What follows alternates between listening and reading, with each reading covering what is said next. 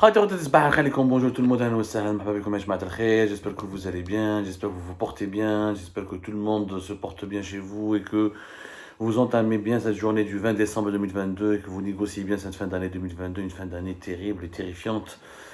C'est l'une des années les plus compliquées que nous avions à subir et à connaître et à vivre. Mais nous ferons le bilan de cette année avec une belle rétrospective durant la dernière semaine. Pour le moment, l'actualité se poursuit, notamment en Algérie. Alors les la réconciliation entre le régime algérien et la France a été officiellement scellée, puisque le ministre de l'Intérieur français, Gérard Darmanin, après une visite de 2 jours en Algérie, au début de cette semaine, il a annoncé le retour à une relation consulaire normale avec l'Algérie depuis le lundi 12 décembre. C'est-à-dire qu'il n'y aura plus de restrictions de visa pour les Algériens et les Algériens à partir du 12 décembre 2022. Et donc tout est redevenu à la normale. Cette annonce a été faite à la suite de la visite de Gérard Darmanin qui a été invité avec son épouse à Alger, à la fois pour une visite de travail, en plus pour permettre à Gérard Darmanin et à sa femme de revenir vers les lieux d'origine de son grand-père. Darmanin, là-bas, comme il s'appelle, Moussa, il est originaire de Douar Ouled, Ghalia, dans la wilaya de Tlems, dans la wilaya de Mostaganem. Et la visite de Darmanin, ça lui a permis donc de revenir.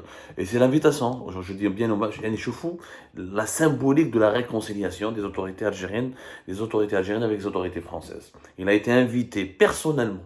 On lui a adressé une invitation personnelle, l'épouse de Gérard Darmanin, pour qu'il puisse aller se recueillir se recueillir sur la tombe. C'est pas question de. Je sais pas s'il est enterré là-bas d'ailleurs, parce que son grand-père s'appelait Moussa Ouaklid. Moussa Ouakid. Il était tirailleur algérien dans les forces françaises de l'intérieur en 1944. Et c'est pour ça que Gérard Darmanin, a pu devenir français, grandir en France et évoluer en France et devenir plus tard ministre de l'Intérieur français. Je pense que c'est le premier ministre de l'Intérieur français d'origine algérienne ou même d'origine maghrébine et issu de la communauté maghrébine. Bon, la symbolique des visas Yajma'a, elle est très très puissante entre les deux pays. Les négociations pour d'ailleurs, les négociations pour le retour au visa, c'est un sujet qui ne concerne pas uniquement, pardonnez-moi, je vérifie, c'est Mostaganem, c'est ça, Mouled ou Mostaganem. La question des visas Yajma'a ne consiste pas ne peut pas être réduite à la problématique de la mobilité entre les deux pays. Qui chauffe les chiffres, comment la France a utilisé la problématique des visas, la question des visas pour durcir sa politique à l'encontre du régime algérien, les chiffres sont vraiment impressionnants. Le nombre de visas qui a été accordé pour les Algériens en 2017, c'était de 400 000. 400 000 visas Schengen par les différents consulats de l'ambassade de France en Algérie. 3 consulats d'Alger, Oran et Annaba. En 2019, ça a chuté à 200 000. Et en 2019, il n'y avait pas de Covid-19. En 2019, la France, je vous que la France adapte sa politique des visas par rapport à la situation politique en Algérie.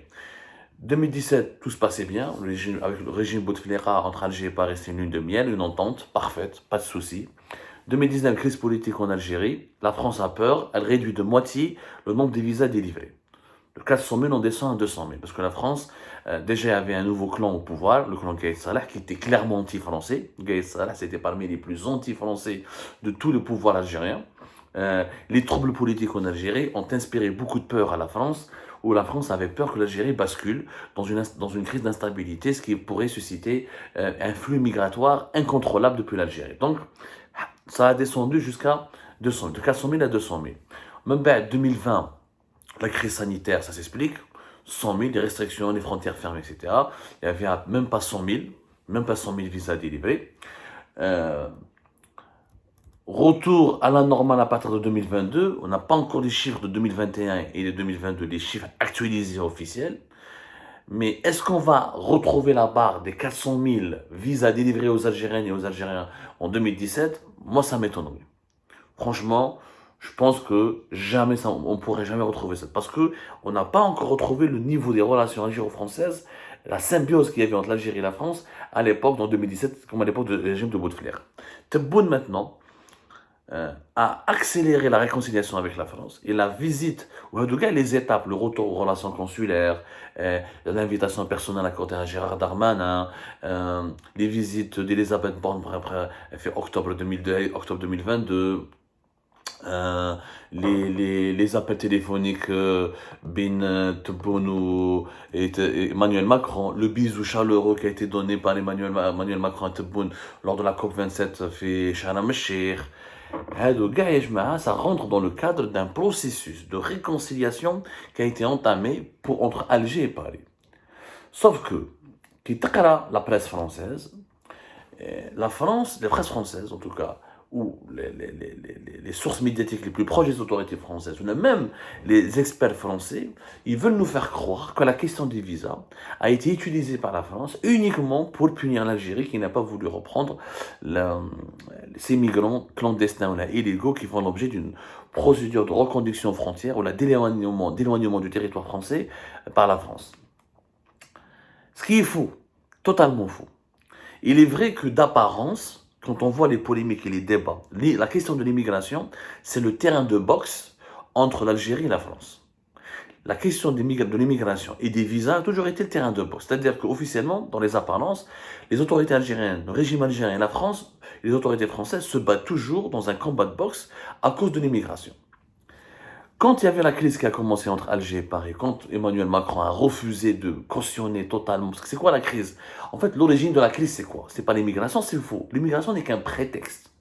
Il n'est vraiment qu'un prétexte. Et aujourd'hui, comme avant, comme en 2019, c'était un prétexte de discorde, aujourd'hui, c'est un prétexte de réconciliation.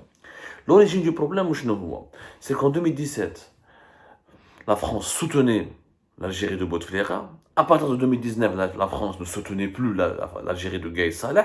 Et elle se méfiait énormément de l'Algérie de Gaï Saleh. L'arrivée de Tebboune au pouvoir n'a pas rassuré la France.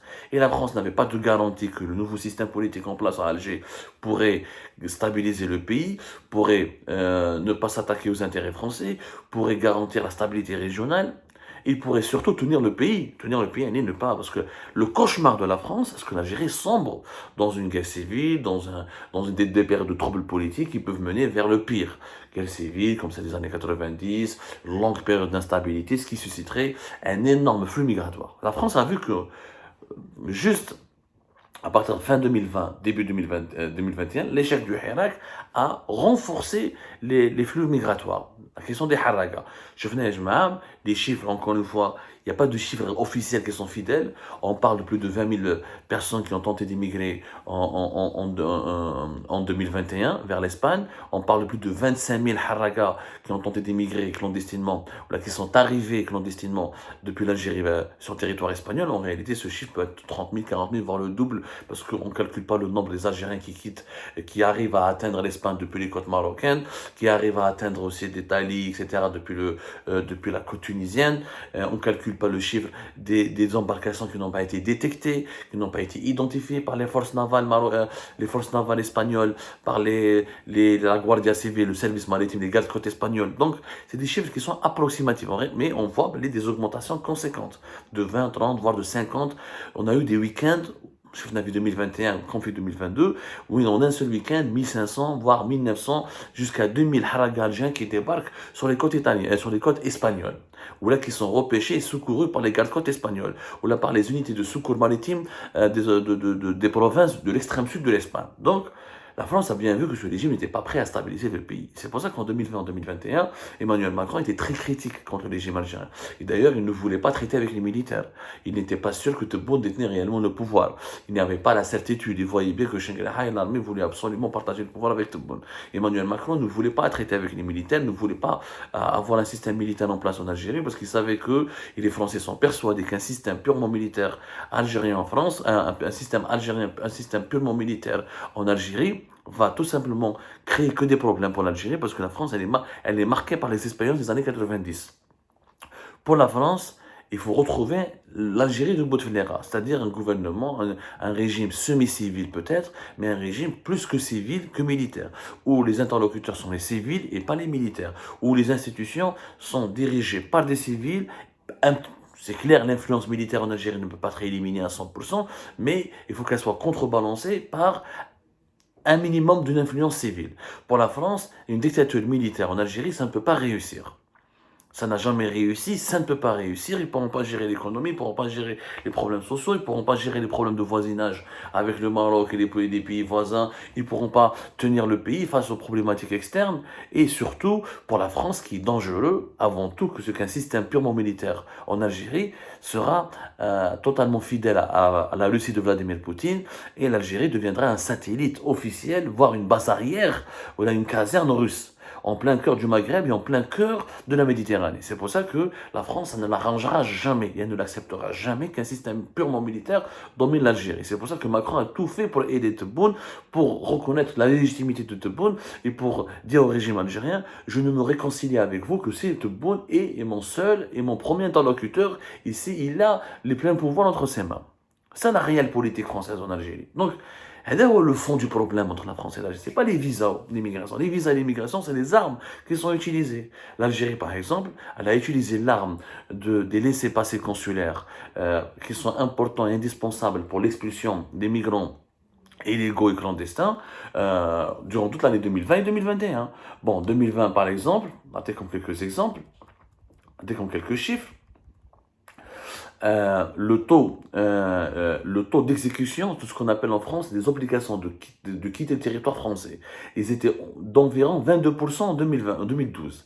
Ça a chuté jusqu'à moins de 10% en 2020. Pourquoi? Parce que on a les chiffres sur Algérie Part, il y a presque 15 000 Algériens qui font l'objet d'une obligation de quitter le territoire français. Quand on calcule les chiffres de 2021, 2020, 2019, 2018, 2020, 2021, on arrive jusqu'à 15 000 Algériens. C'est énorme. Et quand l'Algérie bloque la délivrance des laissez-passer consulaires, ils ne donnent pas les autorisations nécessaires pour remettre à des clandestins les migrants, pour les remettre dans un avion et les expulser vers l'Algérie, parce que la majorité, une bonne partie, peut-être pas la majorité écrasante, il y a des Marocains, il y a des Tunisiens, il y a des Subsahariens, il y a des Congolais, des Ivoiriens, mais la première nationalité concernée par les obligations de quitter le territoire français, ce sont les Algériens, ce sont les ressortissants algériens.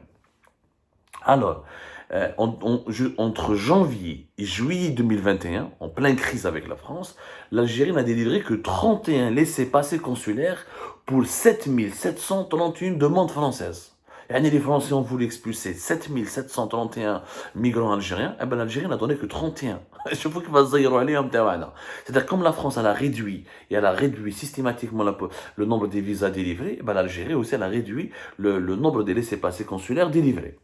Même bad. Le nombre des expulsions réalisées par les autorités françaises à l'encontre des migrants algériens n'a été que de 22 personnes, 22 expulsions. La France n'a pu expulser que 22 personnes.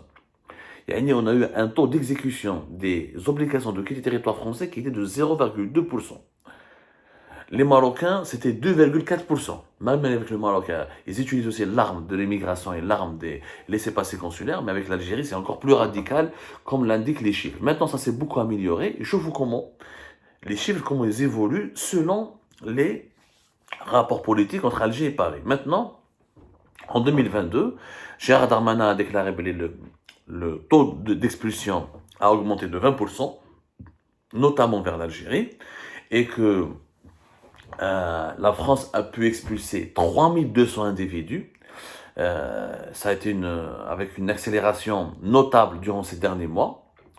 Et la France commence à exprimer sa satisfaction. Elle est totalement satisfaite, où l'objectif donc est d'expulser encore de plus en plus d'Algériens. Ce sera possible. Ça sera possible. Donc les 3200 individus jugés dangereux par les autorités françaises ont pu être expulsés par la France. La France a arraché un compromis avec l'Algérie.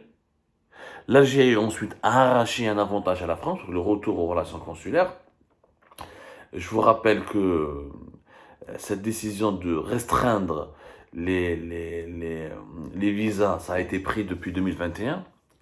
C'était en septembre 2021 que la France a décidé de diviser par 2 le nombre de visas délivrés aux Algériens et aux Marocains, parce que l'Algérie et le Maroc ne voulaient pas négocier un retour plus effectif des clandestins ressortissants de l'Algérie et du Maroc. Et en fait, Encore une fois, ce n'était qu'un prétexte.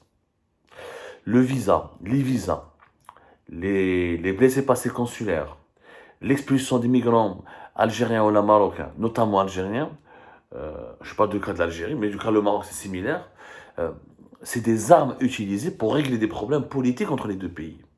En fait, l'immigration entre l'Algérie et la France, comme entre la France et le Maroc, elle est victime, ou là, elle est l'instrument, c'est l'instrument de régulation des échanges et des politiques extérieures entre les deux pays, et des relations bilatérales. Quand la France n'obtient pas ce qu'elle veut, elle utilise l'arme des visas. Et quand l'Algérie n'obtient pas ce qu'elle veut, elle utilise l'arme des laissez-passer consulaires. Mais le véritable problème, c'est l'agenda politique entre les deux pays. C'est que la France a réussi à imposer au régime algérien un éloignement de la Russie. On en parlera dans une précédente émission. On va vous annoncer l'exclusivité tout à l'heure, car Abdelmadjid Tebboune n'ira pas à Moscou. Sa visite a été reportée. On vous expliquera pourquoi. Donc l'Algérie, la France a réussi à obtenir de la part de l'Algérie un éloignement, une certaine distance vis-à-vis du camp russe. Et Abdelmadjid Tebboune a renforcé son pouvoir en Algérie au détriment de l'institution militaire grâce à la France. Et la France a évité une militarisation excessive à son goût et généralisée du pouvoir algérien. On reviendra sur toutes ces thématiques tout à l'heure dans une autre émission. C'est comme ça, Arab Rodati.